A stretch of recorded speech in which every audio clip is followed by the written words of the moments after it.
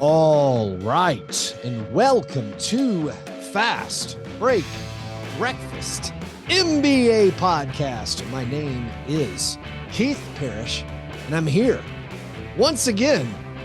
It's been a while with my buddy through the miracle of computer film, John Burr. John, how's it going?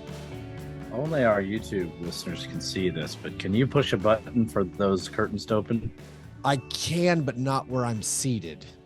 What are we doing here? I'm recording from Las Vegas. I am. Who made in those a beds, by hotel the way? room. Because I know you didn't make those beds. Honestly, here's the thing. I didn't like the way it looked with the blurred video background. I thought it looked ridiculous. So I had to make one of my beds. I got Was two that your queen first? beds. It's the one right over your right shoulder. Yeah, It's you the can first tell. bed you've ever made. Here's the most disconcerting thing about recording this video podcast from a hotel room. It's not the active shooter a few blocks down the road at the Caesars. I believe it's just a man has barricaded himself inside a room and has thrown out. He's been throwing debris out the window. I hope he's saying, okay, Bates Diop to Phoenix is a good deal. Blam blam. I don't know. I hate to. Story, Craig. I hate to be too lighthearted about a in progress thing, because who knows what's going to happen. But like Mark Stein and Chris Haynes are recording a podcast right now in Caesars, and there's an armed standoff with the SWAT team. So is this this seems like a higher power telling us to stop I don't know. this. No, but here's the worst part about doing this thing. So to record, like, you have to choose your inputs. If you don't know, like, you know, I have a camera and I have the microphone, and then I have to select the inputs that I'm using to record and things. And like when I'm recording at my house, it's like, do you want to use your computer's camera or this other camera you plugged in? There's two options. And I'm like, I want to use the camera I plugged in. In this hotel room, John, when it's like, which camera do you want to use? There were 18 options. And it was like, Gustavo's office was one. Oh, and I don't like, how's that? Can we switch to Gustavo's office for just a how's minute? that connected to my computer? And I don't know what it's going to be. And like, is it going to show me other Can you things? replace my feed with Gustavo's office's feed? I'm not kidding. It was like, which audio input do you want to use? And there was like 20 audio input options. And I'm like, how's this connected to my computer? Can we grab some Steiny Mo from the Caesar shooting? Is like a I'm on some network? Did I agree to this when I clicked to the MGM Wi-Fi? It's like, by the way, you now have access to 20 different cameras and microphones. The Active Shooters Manifesto includes many references to something called gap space. Yeah. So that's a little odd. But anyways, John, we haven't podcasted or spoken. Always spoken, but we haven't podcasted in we've been on different trajectories in life. Different trajectories in life. Also, we had like some borderline catastrophes. Yeah. Are you leaving Vegas today? I'm leaving Vegas on Wednesday. Oh, okay. You're here another week or tomorrow. Okay, gotcha. Yeah, you're using podcast language. Gotcha. Well, Yeah. I will be in Vegas on Friday, so ships in the night. Well, we're passing like ships in the night. But we were going to record a show before I went to Vegas on Tuesday, but I had an emergency root canal. I don't know if emergency is the right word. I guess actually it was. My father-in-law, retired dentist, was like, you need to take care of that before you go anywhere. Yeah. And then you never know what altitude will do, because I think altitude's what got me in trouble. Yeah, there's something about altitude. And then John, you had a situation. Can we go into it? Sure. I would like to know more. I want to ask questions to show I care. I also didn't want to be nosy. Yeah. It's mostly old people stuff, although there is some funny parts. Yeah. So I've discovered that the meniscus in both my knees are, I guess, dangling threads that need to be either extricated or cleaned up. But the funny part was for my work, I was transporting some stuff from an art storage facility. I was going to get it and take it down to the Rock and Roll Hall of Fame.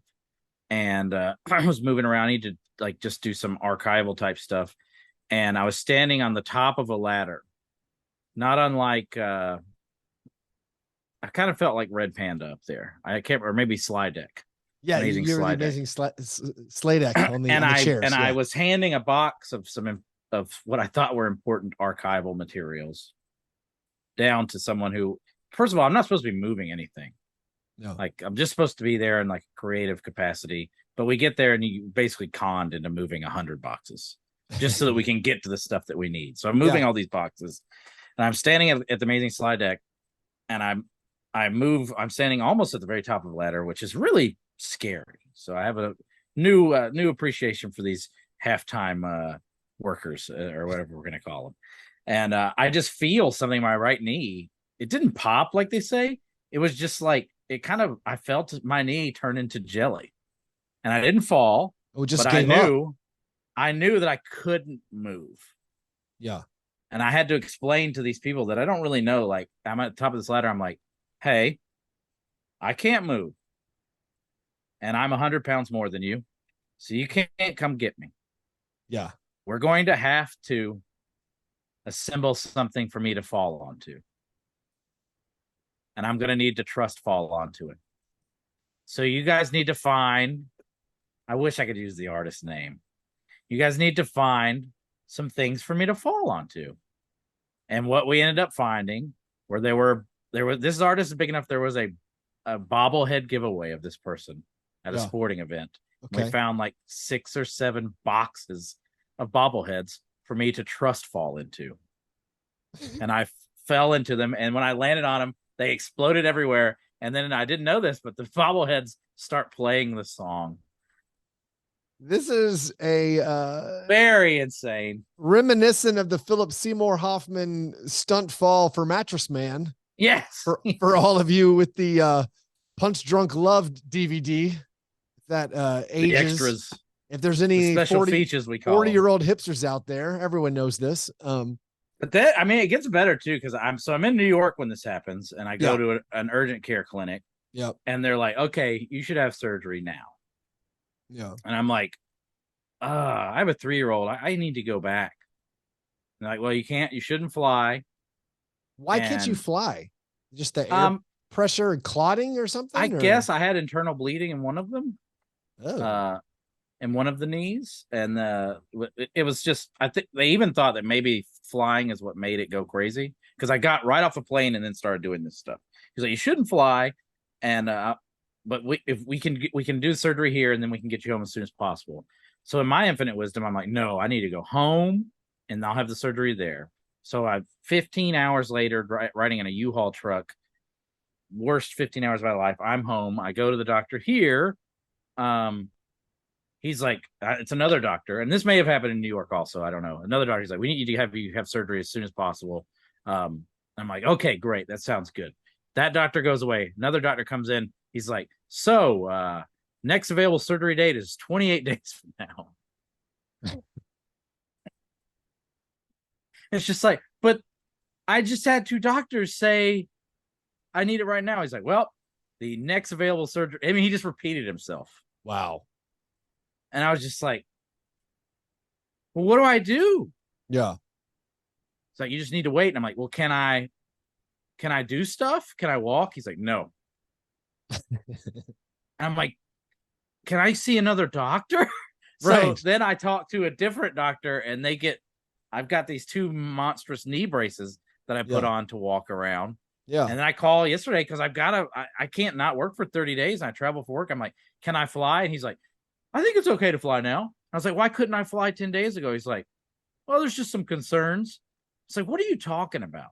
He's like, well, you can have a blood clot move around. I'm like, a what?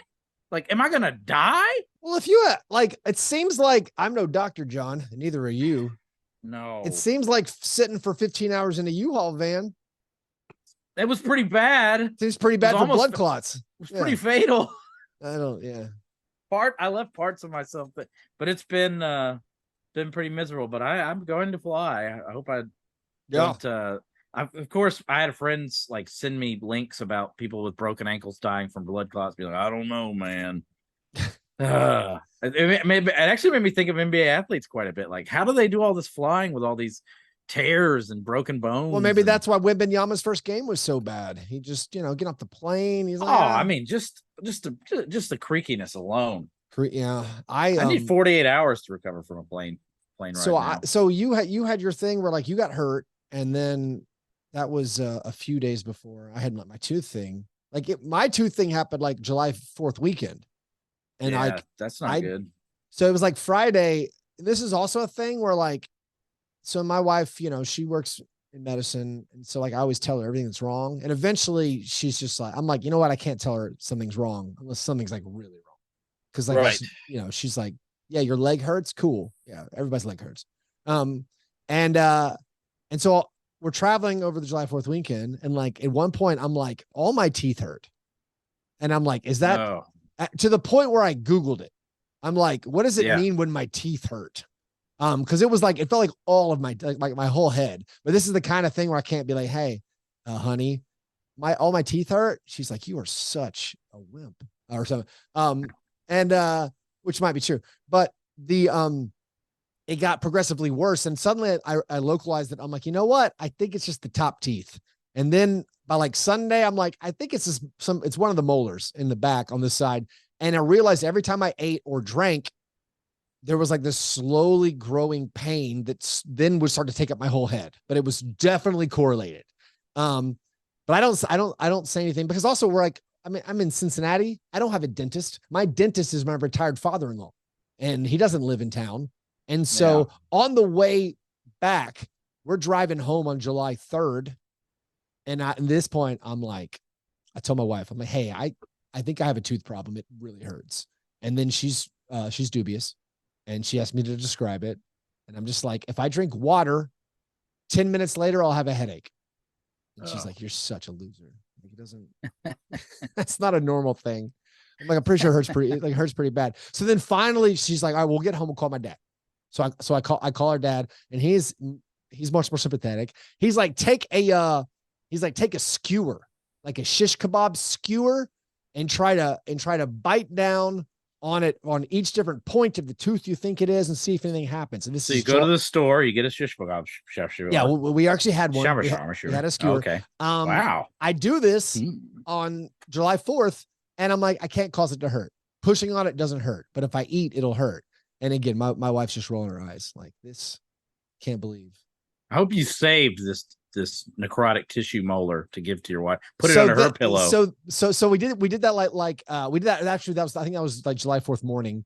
Later on July 4th, it starts hurting all the time, constant. Where I'm like, oh, it now hurts constantly. This morning did not hurt constantly. So now it's a holiday. I have to fly on Friday. I don't know if I can fly with an abscess. I feel like blood clots, abscess, blood clot. My father-in-law is like, hey, you know what? It's good that it's on the upper molar. If it's on the lower molar, then you run a chance of like choking to death if it breaks or something. I'm like, what? I didn't know that was a thing. But so the problem is we have to wake up Wednesday morning, July 5th, and find a dentist. We don't have a dentist like in Nashville. And I have to find a dentist on July 5th who will fix my tooth in 2 days. And we actually get lucky. We find somebody, and unlike your surgeon, I get a phone number for a guy. They're like, oh yeah, you need a endodontist, and you need an endodontist now. Is this just a difference in customer service techniques? Because I feel like maybe if you were there, I'd already have surgery. It might be. My wife was like, you know how my dad talks to people, and he does like good old country kind of like drawl and like great to hear from you. That's how I talk to people.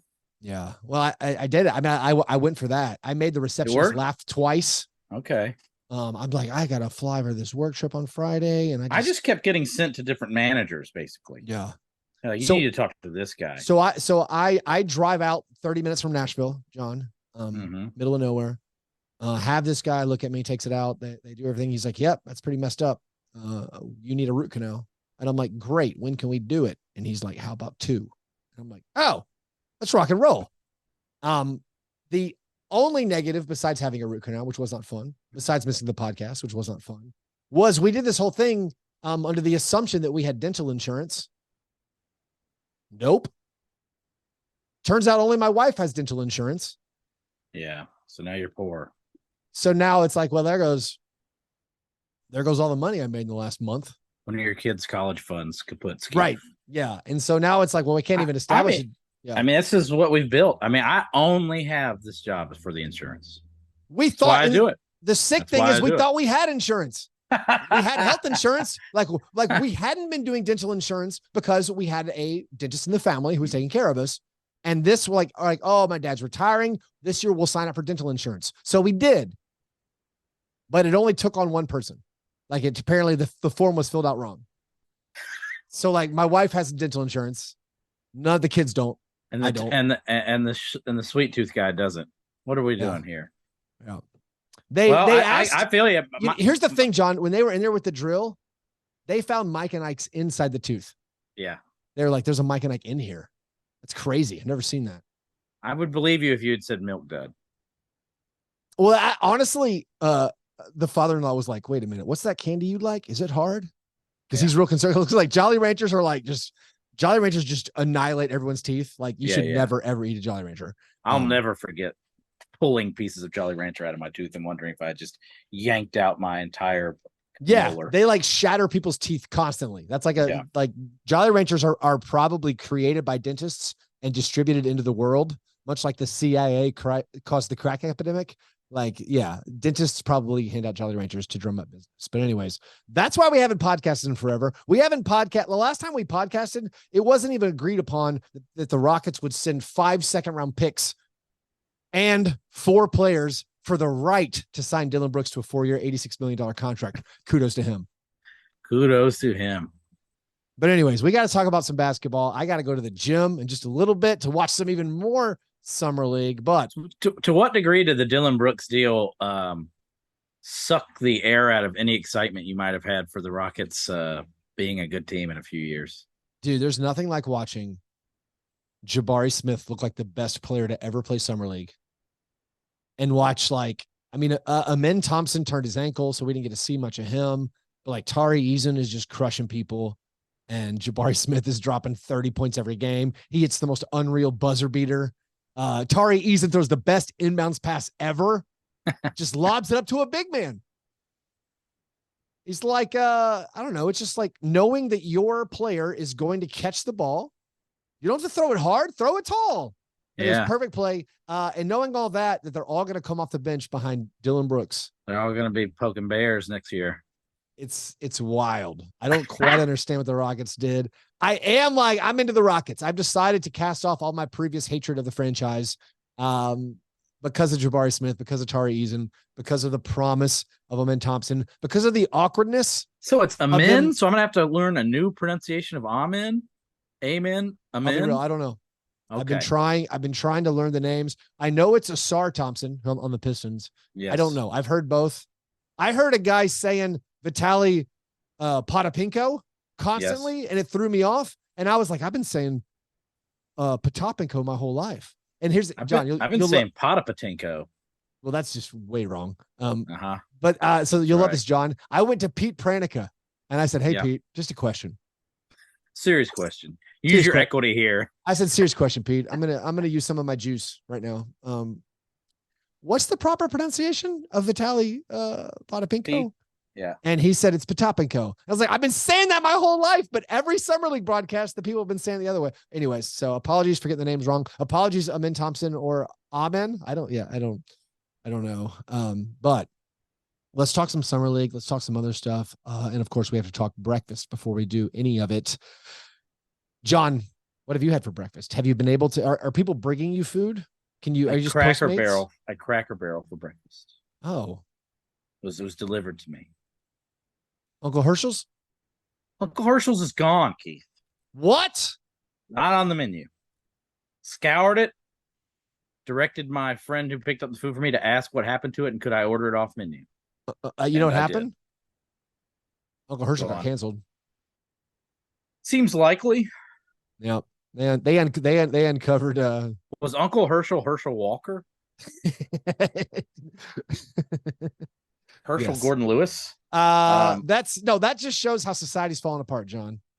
I went to go broke. No Uncle Herschel's anymore. I'm in Vegas. I went to the Pinball Hall of Fame like I do every single year when I come out here, and I want to say like 80% of the machine's not working. Just everything's falling apart. Society coming apart at the seams. I think if Vegas is failing, society might be recovering. That might be. That is a good sign. My breakfast, I went and got a coffee and a donut. Total price was $11.50, which honestly, not bad. That's East Nashville prices. That's Nashville pricing. That's no big deal. Yeah. It was a very average sour cream donut, old fashioned sour cream, old fashioned. The guy who served it to me, let's say he was 60 to 70. I was wearing a Wayne Ellington Grizzlies t-shirt. Hell yeah. Yeah. And he's like, oh man, you guys got Marcus Smart. And I knew he wasn't rating. I knew he wasn't saying that from like the perspective of someone in the division who was worried about playing the Grizzlies. The only person who would be disappointed by that would be a Celtics fan. So I'm like, oh, you like the Celtics? He's like, yeah, I love that guy. And I'm like, you guys are still going to be really good. He's like, I guess, maybe. Like the guy was broken up, like a 70-year-old man working at a donut and coffee stand, dude, devastated. That we got Marcus Smart, so that made me feel good. When you run into Rockets fans, do you have similar conversations about DB? I haven't actually talked with any Rockets people. Most that guy. I gotta find some Rockets people. They're there. Rockets guy is there. You know what occurred to me? If you look at the Rockets offseason, and this guy isn't the decision maker, but if he were, it would make a lot more sense. But the Rockets employ Chris Wallace. Yeah. Chris Wallace, who was here when they drafted the Grizzlies, got Dylan Brooks. Spaghetti and meatballs. Spaghetti. Yeah. He's apparently the director of scouting still for the Rockets. So I don't know. The same director. So the Rockets picked up the two worst shooters for how much money? Yeah, they paid Dylan and Fred VanVleet are like the two worst high volume shooters from last season. Good job. I like it. It's going to be fun. But anyways, those were our breakfast. After our breakfasts, we moved to our breakfast in bed apologies. This is our chance to make right something we might have gotten wrong on a previous episode. It's frequently the first time we talk about basketball. I'm in Vegas. It's going to be basketball here, Vegas that, nonstop. Anyways, what thing? Do you have anything you would like to apologize for, John? I mean, I will. I'll just go ahead and apologize. I'm going to try to get all the Dylan Brooks exorcism moments out during this episode and try to hold back. But 90 million. Wow. Just 86 guaranteed. It's funny, all the just 86 guaranteed. All these deals that come out, basically if a team with cap space signed a guy or re-signed a guy and the deal descends, pretty solid deal. Like there's nothing wrong with it. Like I don't even know about that Isaiah Stewart deal where he got like basically Joakim Noah money, like 4 for 64. But like if it descends and he's just like, whatever, he's making 14 by the end of it per year, 13, who cares? It's fine. Like the Cam Johnson deal looked big, but I love Cam Johnson. But like at the end of it, that's gonna be cheap because it's. I didn't realize how old Cam Johnson was. Yeah, he's not young. He's not a spring chicken. I still have no issues with it, but it was just like, oh, well, all right. I keep seeing all these deals. Like the DeJounte Murray deal was amazing for the Hawks. It seems like DeJounte Murray deal, and then honestly, even though, and this is the life cycle of free agency. The first deal, you're like, good Lord, they overpaid. And then at the end, you're like, wow, Harrison Barnes for that much is right. There's so many of these deals where it looks like a lot. And we're like, we know it's not going to be a lot. But then like, oh, yeah, this is fully descending. By the end of it. I've never discussed deals on the podcast really because I just end up appearing foolish when these numbers are meaningless later. But, I still am going to do it about Dylan Brooks because it allows me to gloat. The Dylan one still looks weird. The other one that still looks bad is just the Jeremy Grant. We're like, yep, full 8% raises every year. Everything goes about up every season. You're like, what are you doing? Everything about the Glazers situation is very, very confusing to me. I like Joe Cronin. I've constructed my own version of events, but it's probably not true. Yeah, Joe Cronin saying if it takes months, it takes months. What's your version of events, John? So they must have told Dame Lillard, we're going to sign this guy you like, and we're going to trade our draft picks for guys you like. And then when they were able to draft the second best player, they were like, no, we're not going to do this now. So then Now he's mad. And it's like, so they basically had to reverse course on draft night. I know that's not possible, that they hadn't already considered that this would happen and probably knew they were getting Scoot. But in my head, they were like, oh, we got Scoot. Now everything's messed up. I mean, I think a lot of people feel something similar to that happened. It can't be true though, right? Well, I just think what Joe Cronin says is honest, where he's like, yeah, we wanted to win now players. We're trying to get players to make us better. Guess what? Everyone is competing for the players that make you better. And there aren't players that are better. This is, I had a great Uber driver yesterday. I don't believe you. I've actually had a few. Here's one thing. It's been a nightmare taking Ubers everywhere. The cost has doubled from the really previous year. Expensive in Vegas. Yeah. Really, but it didn't used to be. But this year, very, very expensive. Also this year, if you haven't been to Vegas, people, they're having a Formula One race on the city streets. And that's why I have to go. That's why I have to go there all the time. Oh, well, they're doing construction on every street. So it's just gridlock traffic everywhere. I've had a ton of Ubers. Some of them are terrible. Last night I had one where I didn't know where I was going, and I accidentally called an Uber to the hotel next door. Yeah. But it ended up being maybe the best conversation I've ever had with an Uber. So it was great. No, but this other Uber driver, he was telling me, he's like, he asked me if I was here for basketball. I was like, yeah, I was. And I was like, I just saw Zion Williamson. Do you know who that is? He's like, yeah. We talked about Zion. And I'm like, are you a basketball fan? He's like, no, not really. I don't really follow it anymore. I don't really watch. But then he's like, I'm a Lakers fan. I'm like, okay. And then he's like, and I think they should trade Anthony Davis and LeBron James. And I was like, oh, really? Tell me more. He's like, well, I just think they're past their prime. Well, true. He's not wrong. I think you could trade them for better players. I'm like, yeah. He's like, yeah, I think we should get some better players. And he's not wrong. Again, every fan base is like, we should trade these guys for someone better. I agree. The Nuggets should trade Jokic for somebody better. Yeah, let's do it. If you find better than Jokic, do it. Trade it. But I'm like, all right, I love it. It's a good plan. Let's shut it down. He's like, yeah, we need to get somebody like a Bam Adebayo. I'm like, really? Wow. I'm like, okay, you could probably pull that off if you wanted. But then he's like, yeah, we just need a guard who can play some defense because D'Angelo Russell, like, you know, he gets cooked in the playoffs. And I'm like, you said you weren't a basketball fan.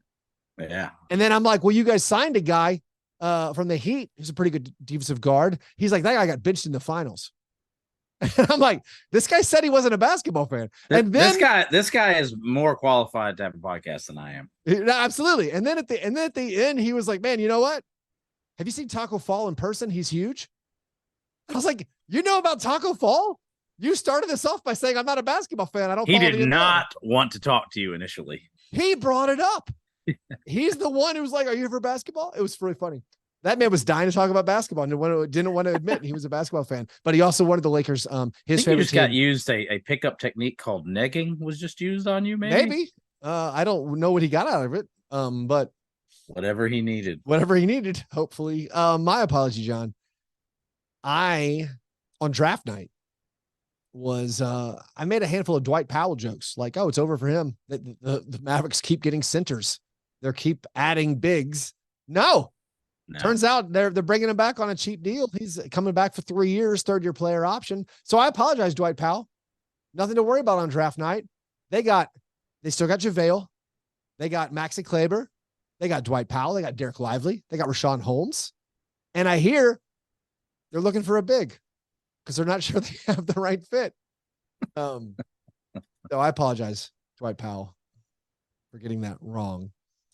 Anyways, I didn't see Dwight Powell on the free agency tracker because I was only on page 1 of 5. Yeah, I texted you last week. I'm like, hey, can you do a show this day? You're like, what we talk about? I'm like, well, John, free agency. Like everything happened. I don't know if you caught that. I feel like you take these questions as if I'm trying to get out something. It was more of a, what will we talk about? No, I got it. No, I didn't tell you. I thought you legit were like, wait a minute, I don't know anything that happened. I'm like, lots of stuff happened. Well, I'm just making sure. Like, I hadn't been paying attention, so I was like, is there anything like but what? It's fine. What exactly are we going to? We couldn't. Did John do something? Did John do something? No, but the warrant was issued today for or yesterday for his friend. No, we couldn't have podcasted if we wanted to. We both had our own issues, but anyways, those were our apologies. Before we get to our steak and eggs, just a word to let you know that this show and my Grizzlies podcast, Grits and Grinds, they're both available on YouTube. So do us a favor, subscribe to the Fast Break Breakfast YouTube channel and subscribe to the Grits and Grinds YouTube channel. Come and look at the hotel room. Look at the bed I hastily made over my corner. Look at John's incredible office. You can do that at our YouTube channel. Subscribe. Tell a friend. See you over on YouTube. All right, steak and eggs, best thing, John. Among the unbelievable number of events that have happened in the past 2 weeks and all of the transactions that you have caught up on, what one thing would you like to say is the best thing that you saw? I was heartened that the second Wembanyama game did not go the way of the first. It was so good. Yeah. I didn't need that. I have a lot of negativity in my life. I don't need a Wembanyama like actual bus discussion to happen. Yeah. And I think 2 bad games in a row, we might have been there. Yeah. I think most NBA fans were happy the way the second game went, because like in the arena for the first game, it was a weird crowd energy. There was a lot of negativity. There seemed to be a lot of people reveling in his poor play. And there was a lot of people chanting overrated after he missed every shot. And we were like, this is Summer League. This is normally, if like a big 7'4" guy was doing dribble moves, we would be titillated and delighted and cheering. And so I didn't like the energy of it. Also, it didn't help that it was like one of the worst basketball games ever. Seeing Wemby for the first time myself, I got to say, I was a little like, like concerned with how awkward he looked. We were joking, like people in the media were like, all right, I know I'm not going to say he looks like a mixture of like Thon McClure and Bol, but he kind of does on offense. His shots were so bad. He fell off. He fell over so many times. Look, they're trained to fall over. They're trained to fall over. I know. But then it was so good to see him in the second game, and everyone was cheering for him this game. Like everyone was just cheering the whole game. And we're going to talk a little bit more about this in the awards segment of the program. But the second game, he was so dominant. It was great to see. People need to realize how sad it is when giant, tall players are busts. It's deeply sad. Yeah. And we can't have it. We need this one. There's too many Sam Bowie and he who should not be named on the Grizzlies stories for us to live through again. We need one more. We need a big Yao Ming-esque cash in. We need the hype to match. Yeah. So I was thrilled with that, actually. Like, if that game, if he had started doing poorly, I would have turned it off, because the first one was so underwhelming and kind of scary in a way. Like like what you said, like the way he moved and things like that. There was an element of like, is he going to be able to do this? Well, and then in the second one, it was like, oh, he can do this with aplomb. Well, my thought was he looked so just different, where it's not what you're used to seeing. Someone that tall doing the moves. And like he was lazy dribbling the basketball and had the ball stolen. Mm-hmm. And my initial reaction was, why is like, it felt like if Chet Holmgren had been told, hey, do whatever you want on offense, just shoot everything. And so it was weird to see him, I don't know, be that bad and look that awkward. But then, you see the second game and you're like, oh, he can make all these shots. Yeah. And so it was really good. And of course, his defense in the first game was amazing. The guy like already guards on the perimeter. Like he can guard, he switches, and like guards are like, I'm not going to drive on this guy. It's like there's already people being like these normally Summer League is a guard driven game, and the guards who are trying to make a name for themselves are like, I'm not messing with that. Like I'm not going to drive a Wemby. So that was cool to see. My best thing, I guess I'm going to do a few. I did love everything about Jabari Smith and what he did in the 2 games. That was super fun. I also like how some of these Summer League teams feel like they're Summer League teams of yore, where recently teams have not played enough of their players. Like they shut down nobodies, like, it's like, why isn't that guy playing? I mean, like the Spurs, why isn't Jeremy Sohan playing? Come on. Yeah.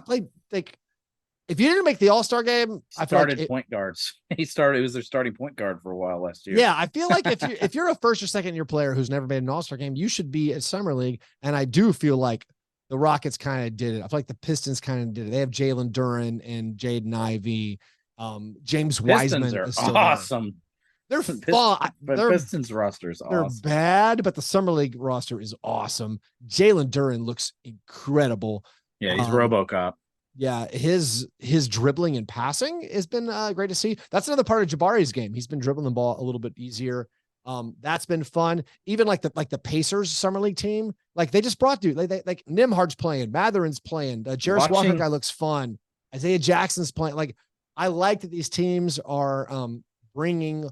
We're gonna talk about the Jackson Jr. game. Which one? The GG game. Oh, which game? Didn't he have 27 points in the one I watched, right? No, he had 20. Oh, he had 23 points in that Jazz game. No, yeah. not. He was different starting podcast. and shooting Grits a lot. And grind. Yeah, different. If you have any hot takes about GG Jackson, feel free to share them. One thing I noticed is that the summer league games, the way the players' bodies look now, all look like NBA 2K created players now. Like it's because we don't know them. Just long guys with unrecognizable features who can all jack threes and dunk. You know who doesn't look like an NBA creative player is Anthony Black. Yeah. Who is the rookie for the Magic. I've seen him now in street clothes. The lottery pick. Yeah, it was like a sixth pick, I believe. Sixth pick, yeah. Yeah. I've seen him twice in street clothes. The first time I saw him, looks like Reggie Watts Jr. Yeah, I didn't remember who he was. I saw this guy and I'm like, he looks familiar, but he was so young.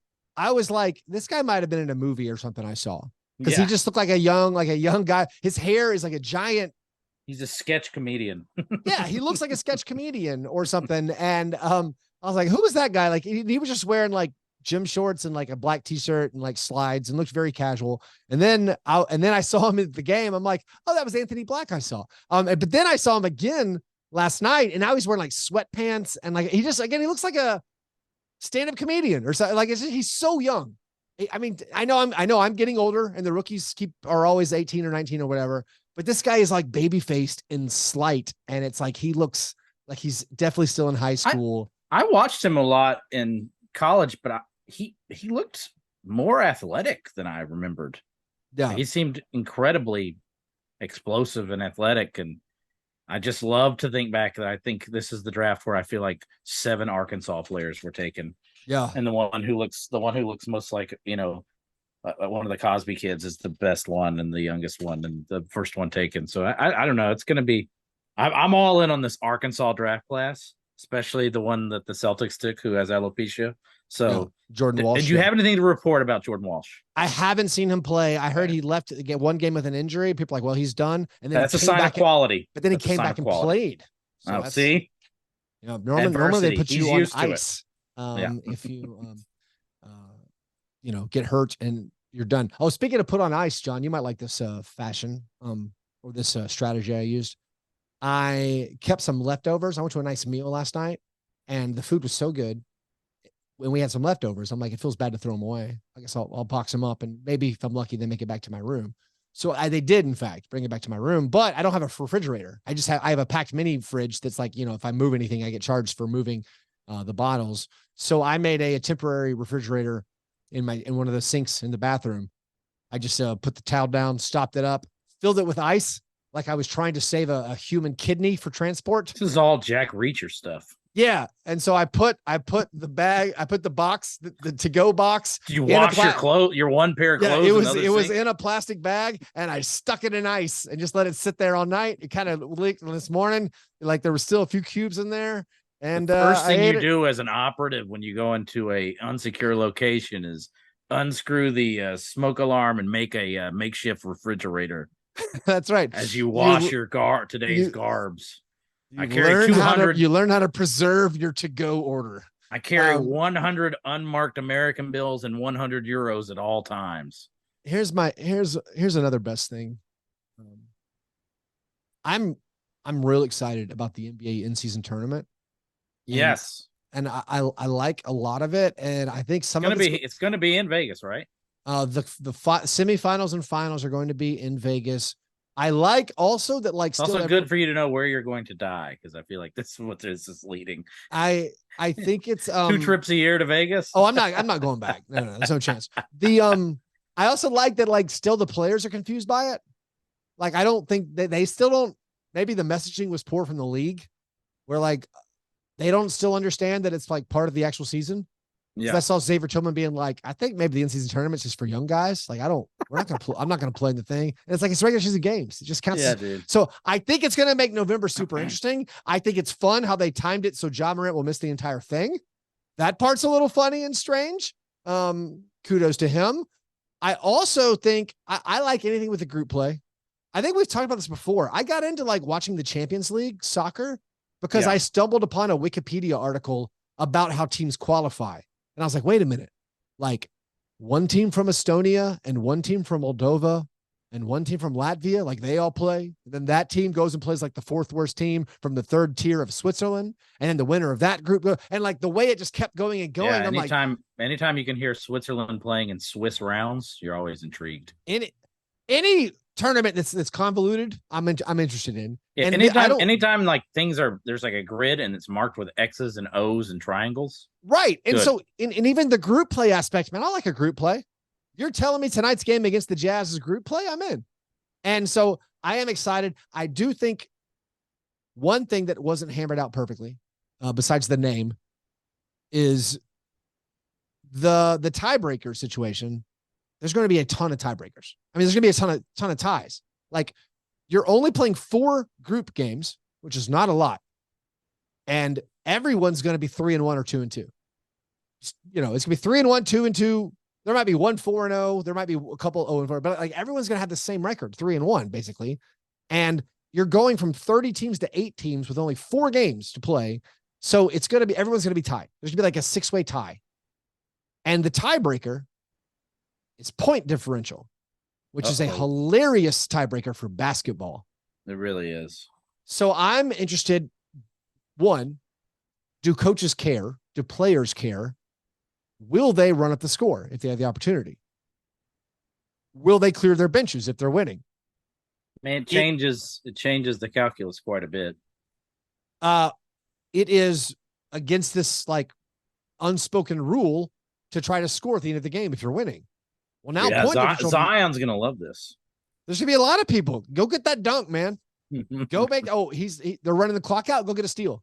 Like, what if the unintended consequences of the point differential tiebreaker? I would pick up end of the game fights. I would pick up and play just for the tournament Pablo Prigioni for late game steals. This late game steals. I mean, you got to start taking all the player prop overs maybe when it comes to the first tournament. But I don't know if any organization will think about it or even prioritize doing it. But the idea of point differential being introduced to the NBA, like right now, it's like the 30th tiebreaker for like a playoff spot. But like, I think, but even that'll never happen. Like it'll never happen. But this is like, once it goes to head, like if it's 2 teams, you just go to head to head. If it's 3 teams, we're not talking point differential. So that's gonna be fun. You think you love this tournament until during the season you're having to explain it to me over and over and over again. Yeah. I don't think I'll play. It's for young guys. It's like it's the regular season, Xavier. Anyways, here's another best thing, John. The orb. Oh, the yeah. Vegas or is it called the Sphere? Is one of the more mesmerizing things I've ever seen in my entire life. It looks like photos of this sphere in Vegas. There's this I don't know the actual dimensions, like 20-story sphere. It's the largest sphere in the world. I guess second to the world. The Earth is the biggest. The sphere is the second biggest. And it's covered with these LEDs and it's like this light up thing. And when you take a picture of it, it looks like a Photoshop. You're like, why is that there? It doesn't make, it looks like a scene from like a Marvel movie or like the end of The Watchmen, where there's some kind of big power orb glowing. It's the size of a giant building. I can't get over it. Yeah. I think it's like 500,000 square feet. Is that right? It's just huge. There's this basket, like they've been lining it up like a basketball for Summer League. And it's just that's giant, cool. I've only seen it looks so cool. Yeah. It's like this 20-story basketball. That's like, I don't know. And I was the Uber ride with the Lakers fan. We went like right beside it. And like, he was like, I don't like that basketball. He's like, I don't even know what that is. What is that orange thing? It was like almost dusk, and it was like kind of like a pale blue sky, and it looked like you couldn't see the seams of the basketball. You could just see the orange, like planet-like thing. It looked like I was watching like a sci-fi movie, or it was like Star Wars. It was just like, I don't know. I like large man-made buildings, and it kind of blows my mind. And I'm just standing in awe of this orb. I'm drawn to it. I might More impressive in person, Wemby or orb. Exosphere. Everything. My sphere is going to be the answer for all of them. What if we were projecting the American flag on Wemby's person? You know what's the worst part about the Wemby Britney story, John? Well, go on. Thank you. I need some right wing sports angle or personality to take this thing. Well, if Wemby didn't want to be touched, he should have been dressed so provocatively. That is not the horrible angle I was going. So Brittany and Wemby, had this interaction. Brittany says she got hit. The video is like, all right, the security guard sort of backhanded your own hand into your face. The Vegas police were like, hey, you didn't do it. But all of this occurred in the Aria outside this restaurant, but it occurred underneath like a giant 100-foot American flag that's been hung, I believe, for July 4th. And to have this French guy come in and under a literal American flag, strike one of the most famous Americans and get away with it. That's a free pitch for any right-wing radio host who wants to run with it. One of the last names Savage or Limbaugh or Clay Travis. Yeah, it's probably already been done. It probably has been done. But I didn't notice that initially. You have to be physically in the area to be like, wait a minute, above us is a gigantic American flag. Yeah, if the sphere starts showing weird things, like there is like a screensaver one they do that's like a bunch of basketballs, looks terrible. Yeah. It looks really stupid. When it's just one giant thing, it looks unbelievable and amazing. Once it gets hacked, that's going to be amazing. I can't wait for it to just be a boob. Yeah. One boob.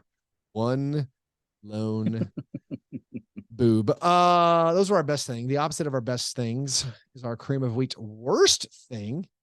You have a worst thing, John? What's the worst thing you've seen?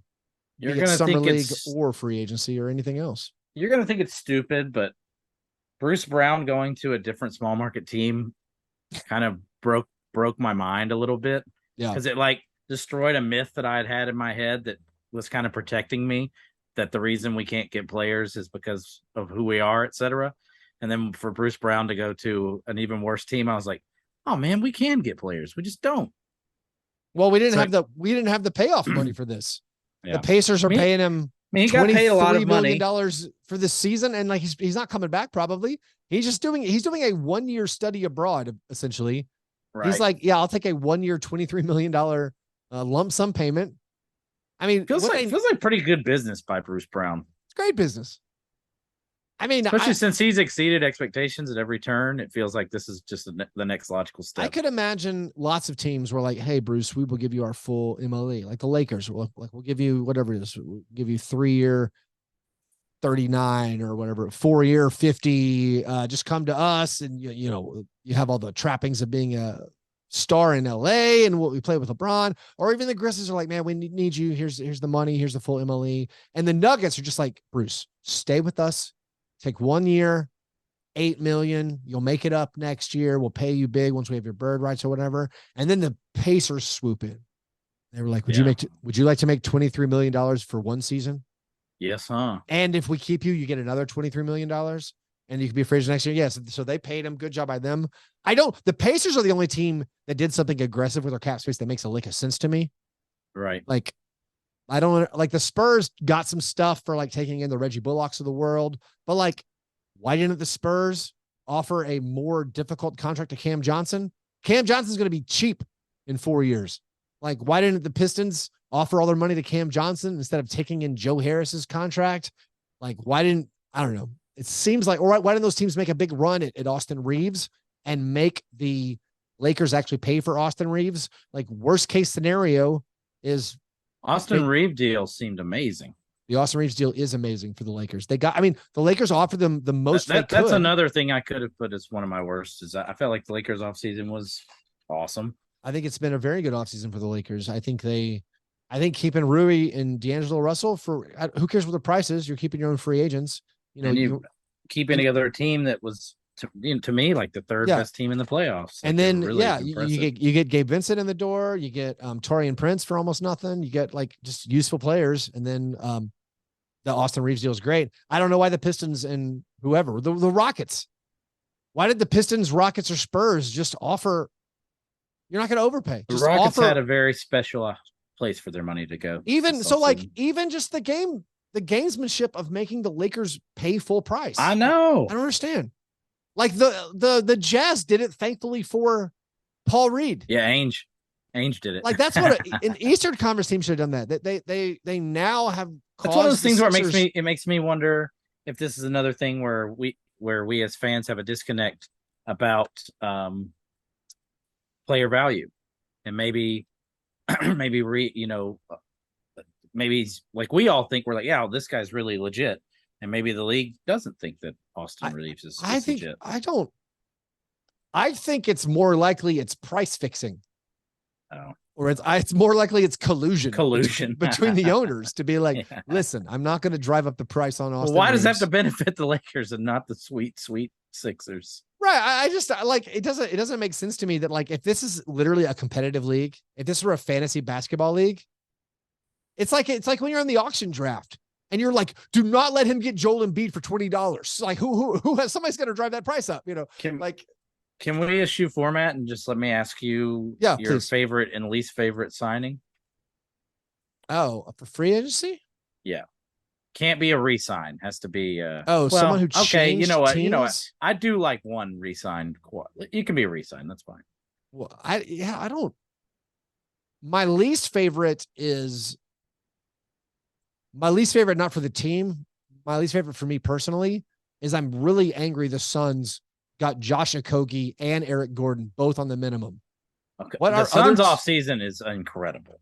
What I think it's a bit, I don't know. With the limitations the Suns I'm worried about us making fun of the Brad Beal stuff because their other moves are also awesome, I think. I don't know. I do feel like all those players together Utah Watanabe aren't very good. Utah Watanabe he was behind Joe Harris in the rotation. But like using the fact Drew Eubanks, come on. Although maybe getting Bull is where it swings. KBD, come on.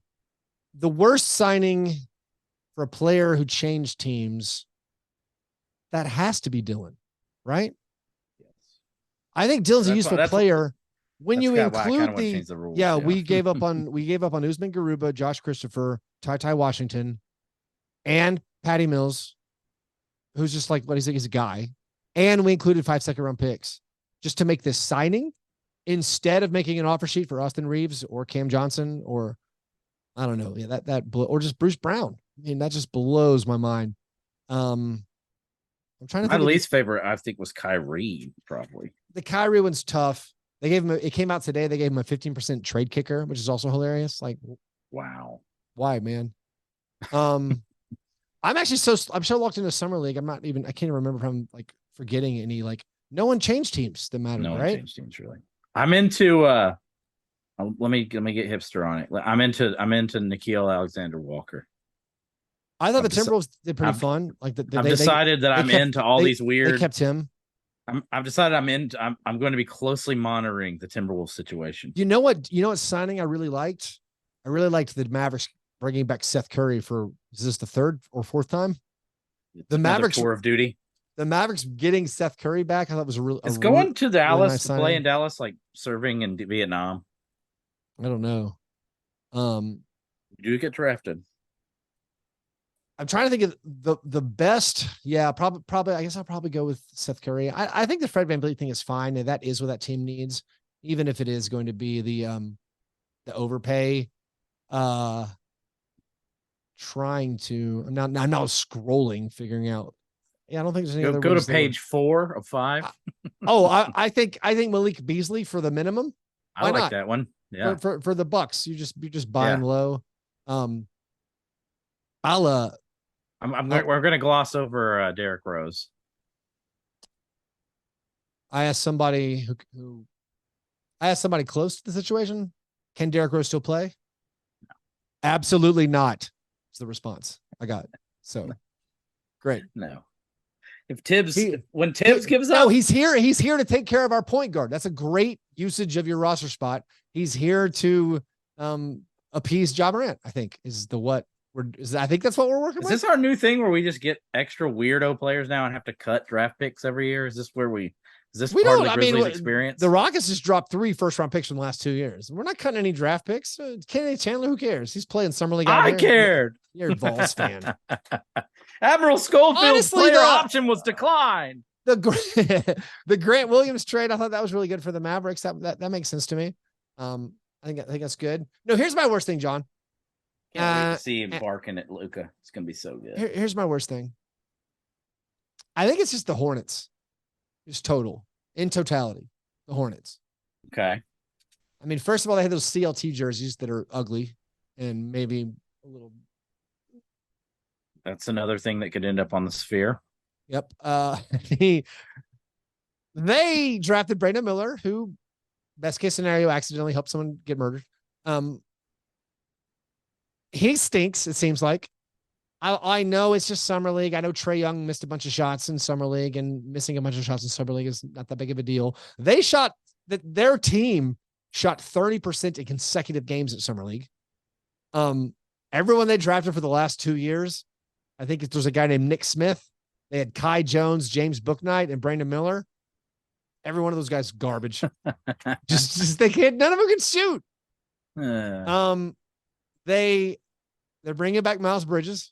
I don't want to spoil iShot, but there were some impressive numbers. They're bringing back Miles Bridges. Yeah. He's going to serve a little bit of a suspension after not playing last year for felony domestic violence. I like LaMelo Ball a lot. I think he's a really good player. I like watching him play. But also, you don't want to give LaMelo Ball a supermax. You're never going to win. I mean, he's probably not making all NBA. But if he makes all NBA, that's really terrible for their franchise as well. Because it's you can't pay 30% of your cap to LaMelo Ball. I don't think. I don't think you have to worry about him making all NBA. He's not a top 20, top 25 player. Right. I feel like if you're a Hornets fan, and I'm in a fantasy basketball league. You're sitting at home in your PJ Washington jersey. What have they done with PJ Washington? Nothing. Qualifying offer. PJ Washington's still out there.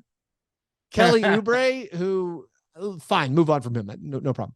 But I feel like if you're a Hornets fan, you have a free pass now if you need to swap out for a different team. Maybe do a trial basis. I feel like the stuff they do is enough, subterfuge or hazy movement to confuse fans into thinking that there's hope. Yeah. As someone who's rooted for some very bad teams, these machinations will be enough, I think. Enough for what? Just to hang around. I mean, switching teams is hard. It is hard. Typically, it means traveling. I mean, technically, people can, we're not going to be gatekeepers to fandom. Do whatever you want. Enjoy. You're Marcus Smart. You have to change your hair color. Enjoy basketball and sports however you want. But there is something, I think maybe it's more, my opinion would be it's more enjoyable as a fan if just stick with something. Because then you get the highs and lows and maybe there's more to it. Maybe I'm wrong. But if you do feel like you're yoked to a franchise, I feel like if you're looking for someone to say it's okay, I'm here for you right now saying it's okay to abandon your team and maybe just try something else. You don't have to don't burn your jerseys. You can keep them. But maybe try out the Cavaliers this year. I don't know. The Cavaliers spent a lot of money on guys who are okay, I guess, but not good. I'm not sure how I feel about Max Strus. Max Strus in person, striking. Just they love, yeah. Just wow. That replaces the Dylan Windler factor. Yeah, just I don't know. Dylan Windler not striking, John. At least not my Ginger, cup of tea. Ginger, absolutely. Yeah, that was my worst thing. Let's do a listener question. The croissant questioner. All right. We have a few good ones this week. Okay. We'll start with the banger in case this could take a minute. Harrison Fagine asks, this Yeah. one is for Keith. Yep. I have not assembled a big Lego set in decades. Is 15 hours actually a reasonable estimate for this project? And then he sent a picture of the. Why don't you describe it, Keith? Well, as a Lego expert, I'll tell you, it's the Lego Eiffel Tower, which is one of the biggest Lego sets. And the Spurs social media sent out a thing saying it took us 15 hours to assemble this set. They're doing it to obviously welcome and greet Wemby. Did they make Wemby assemble this? Is that why it took so long? He's a slow starter. I was wondering this. I actually conferred with fellow Lego expert, an even greater Lego expert Miles than myself. Not Miles Turner, with Ben Golliver. I had the same question. I'm like, 15 hours, it feels high. All right. It's a tad high. This is a 10,000 piece Lego set. Jesus. And I think 15 hours is definitely on the high end. Malcolm Gladwell. I think someone who is more adept at maybe Lego or has built several Lego sets, I think maybe this might be more of like an 8 to 10 hour project. I don't honestly know. I haven't timed myself I've never done a project this big, and I haven't normally timed myself, but I feel like you can. I think it's time to start mining some data, Keith. I want to say, I feel like every 1,000 pieces, maybe that's about an hour for assembly. And so maybe 10 hours is right. So 15 is not, also it's not a race. Rudy Gobert send a cease and desist over this? That's a good question. I don't know. Yeah, if it was the Eiffel Tower set. But also Lego's not a race. You do want to enjoy it. And if you want to luxuriate in the putting of the pieces together, maybe, spend 15 hours. It feels high, but again, enjoy yourself. How close are you in the strata of nerddom to Warhammer? Have you considered Warhammer? Have you looked into Warhammer? I have not considered Warhammer. Warhammer looks like a lot of work. To me, the Legos look like a lot of work. Yeah, so Lego is just very simple, and you just put the pieces together. You don't have to actually create anything. There's no painting. There is so I have my fingers in a lot of just various nerddom things. Like I'm a piano player, and like I was a sci-fi guy. Like I really enjoyed Star Trek. I grew up interested in Star Wars. I mean, I was an X-Files guy. I've been to Dragon Con, really enjoyed it. I've been to now Lego conventions as an adult. I go to NBA Summer League, which is like basically NBA Comic Con. I've done a lot of these things. I've never done Warhammer. I actually, John, did go to, they came out with this year a NBA Con, which is not NBA Summer League. They specifically made an NBA Con. And I got to say, it was the worst con I've been to of all the Lego Con, way better. Cons are falling apart, man. Some of them aren't even running anymore. Some of them are so packed that they can't handle the people. I think we need to rethink how we're approaching these things. So I got put them all in exospheres. I got into the NBA Con for free because of my I used a media credential. They also kind of loosey goosey. I think if you filled out you said you're from any outlet, they would let you in. If I had paid for it, it was $70 to get in. And I was like, that's pretty high. Yeah. Like for one person? It's like a 2-day pass at Dragon Con. Yeah. And so I was like, all right, I've been to other conventions where it was like $30 or like $10 to get in. You get a grab bag though. Yeah. But then once you get in, then you could buy things, but you still have to pay like the 15 or $20 to get in. And then you buy things. This was pay $70 to get in, and you still had to buy things. And the things to buy were so expensive. And it was like, I don't know, man. I feel like I'm the target audience, but I'm also not. So maybe I'm not into like, I don't know, designer NBA shirts or something. Those were pricey. So I don't know. There's a lot. This honestly, I don't know if a guy who wears Wayne Ellington shirts in public is exactly who they're going for. But I do feel like I'm an NBA obsessive with some discretionary income. And if I'm like, nope, that's too pricey. I don't know. Here's the worst part that I saw. This is probably my worst thing for the whole week. They were selling snow cones. They were selling snow cones. It seems like if you paid $70 to get into a convention, maybe the snow cones will be free. How much do you think one snow cone cost, John? $13.50. You nailed it. The $13 Really? snow cone. So I go to Vegas a lot. $13 snow cone. I think I've seen the $13. You've probably seen the $13 snow cone. Yeah. There's no booze. That's not in something it. you can just. It's this just is not sugar. me cheating at Game of Scones. It's just ice and it's just ice and sugar flavor or like syrup flavor. Did they at least call it Italian ice? Did they at least throw a little? No. SNO cone. They did have a 20-foot basketball goal, and that was awesome. Did you make any? I was too embarrassed to try. Oh man, I would have. I'd love to try that. I couldn't even consider like what. I still remember vividly Flea hitting that 25-point basket. Did that happen? Yeah. I wasn't sure what. Wasn't sure what. Just even strategy to try. I was like, I don't think I can jump shot this in. I got to shoot this more like a half court shot.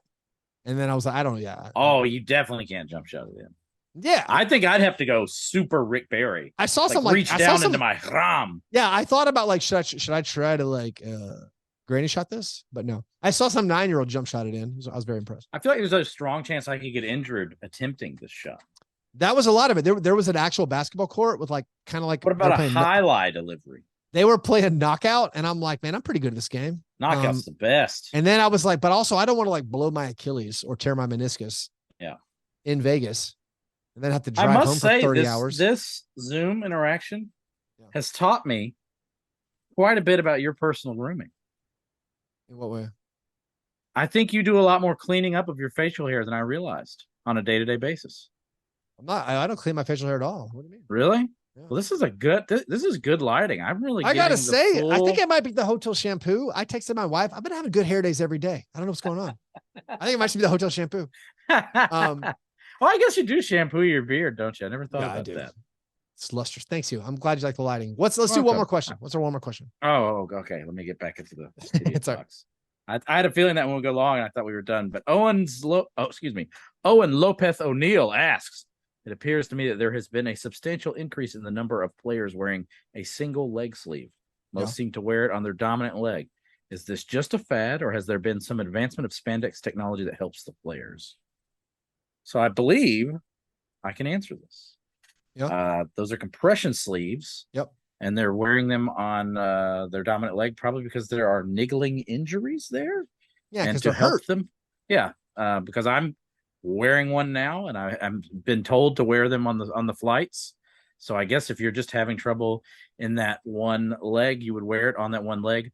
Alternate response: Michael Jackson wore one glove because it looked cool.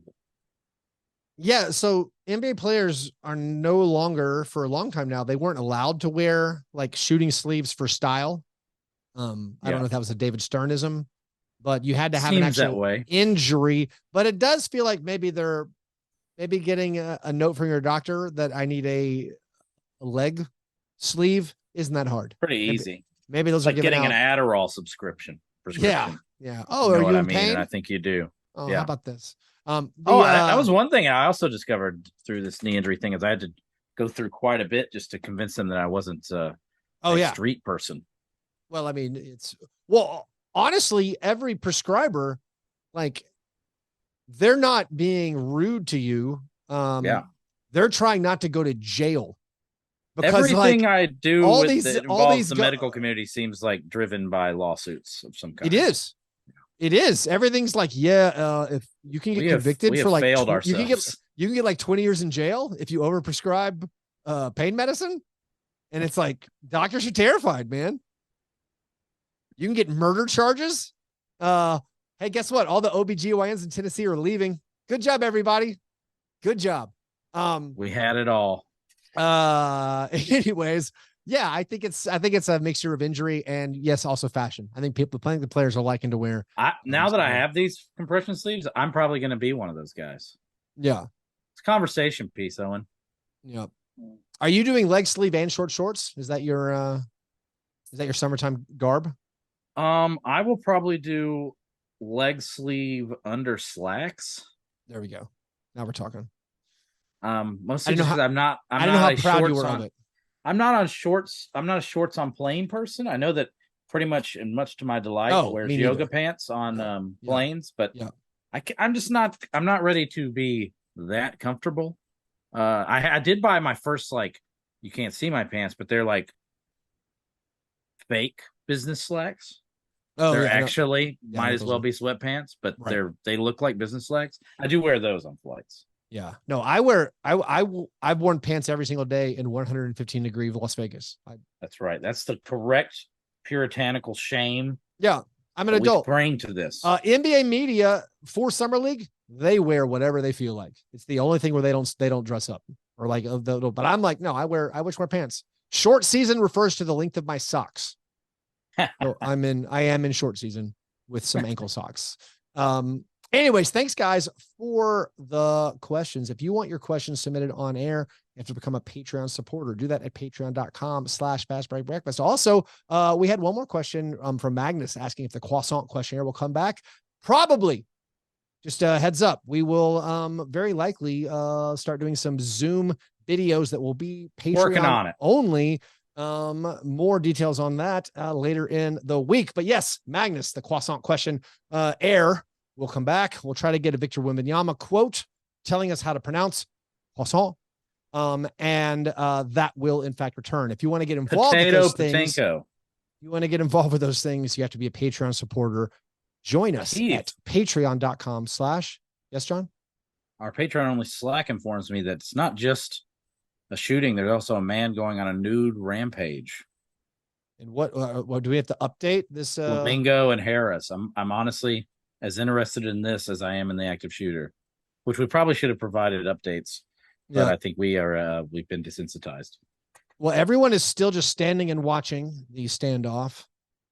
That's the latest update. Honestly, yeah, we should never refer to in real-time things.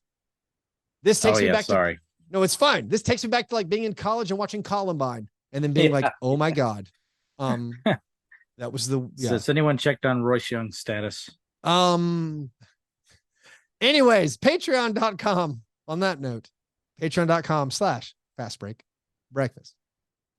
It is now time for the awards segment of the program, and this is not a fully researched award. I didn't have time. There's no search filters to find out all the box scores from Summer League, but I'm just going to assume that no one touched what Malachi Branham accomplished. No, that he's the active shooter, by George. No one accomplished what he accomplished in Wemby's second game. The man was 1 for 17. The man was one. I know this is not in the box score. And by the way, most major newspapers are now eliminating the box score as our world continues to fall apart. They're not. Well, if you don't have a keeping the pinballs staff repaired, you don't even need a staff to put the box scores in there. Right. He was 1 for 17. He was 1 for 15 in this game, and it was close. And he took a 3-pointer and airballed it.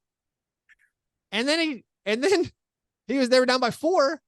And he was 1 for 16, and he took another 3-pointer, and he airballed that one. Summer League point shaving. I will never get over Malachi Branham's 1 for 17 in Wembanyama's second game. That's going to be seared into my brain for eternity. He took more shots than Wembanyama, right? Wembanyama only took 15. I don't know. Right? It was... I didn't know. So I was in the arena. I did not know he was 1 for... When the game ended, I didn't know he'd finished 1 for 17. I was just mainly thinking like, these Spurs guards are killing me. That's what I kept thinking. Like, these guys are driving me nuts, man. But then finding out he was 1 for 17. Wow. I'm assuming no one else topped that. So congratulations, Malachi Branham. You are this week's International Stackhouse of Pancakes Award winner. He went full Mandalay Bay. And finally, John, far fadeaway. What thing are you looking forward to in the coming week?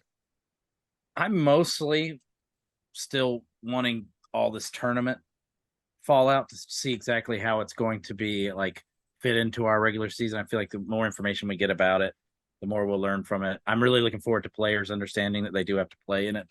That's exciting to me. That seems fun. Yeah. There's some reactions to that. And then, free agency, it's not over. So we're going to see there'll be a little bit of fallout. I mean, we still have... The Grizz kind of feel like maybe there's something we're going to do, supposed to do. I don't think so. I think our team is our team. I think we're done. Okay. So I'm looking forward to just more. I mean, it's been a whirlwind, and it's been hard out here to like try to see everybody I want to see and do the things I need to do and go to the press conferences and record shows and actually watch all the basketball too. So I'm excited about the next couple of days being able to focus. I'm excited about coming home. I would like to be at my house. Not just to see my family, my kids, which I'm looking forward to, but like I can watch more basketball there, honestly. Sure. Yeah. Like, yeah. I'm sorry, cranking out. I literally got up and I watched like a condensed game of a summer league because like I just wanted to see it. Like I wanted to see the stuff. There are some guys I'm looking forward to watching in person again. Namely, Leonard Miller is awesome. The Thunder are awesome. I like all the Thunder guys who are playing. I want to see Jarris Walker again. This Lakers big, Colin Castleton. I mean, yes, sometimes centers in summer league, like they look like Omer Yurtseven. Like, oh yeah, this guy's unstoppable. But like the Castleton guy looked like a two-way steal for them. I'm trying to think of any other players who really jumped out. Oh, the sadness was the Scoot Henderson. Like he played a half and looked awesome. Keontae George for the Jazz has looked really awesome. I saw 1/4 of Kobe Buffkin and he looked unstoppable. And I know basically in summer league, it's like if you hit 3-pointers, you look like God. You're like, oh my goodness, this guy's amazing. Kaysen Wallace, he made 3-pointers for the Thunder, and you're like, oh, that's the best player out here. So like that part's all really cool. Who was the Celtics player who made all the threes? Maybe 2 summer leagues ago that we were sure was going to be great. Eddie House? Yeah. No, I don't know. Can't match the House game. Like, Iggy Brasdakis had a big summer league like 5 years ago. We were like, whoa, that looks like Dirk. So it's always very funny to see the guys who pop, but it's been a lot of fun so far, and I look forward to enjoying all of that. And with that, I think we'll let you guys. Carson Edwards. Am I making this up? Yeah, Carson Edwards, man. He shot a lot. That man loved it. So I don't remember. We have to check the stats on Real GM. My memory of Carson Edwards in summer league is he was horrible. Like he never made shots, but maybe I'm wrong. Anyways, that's the show. Thanks for watching or listening. Please subscribe to the YouTube channel. If you want to follow us on Twitter, do that at FastBreak. Subscribe to our Patreon, patreon.com/FastBreakBreakfast. You guys are the best. Thanks for listening. And remember, breakfast is the most important thing. I will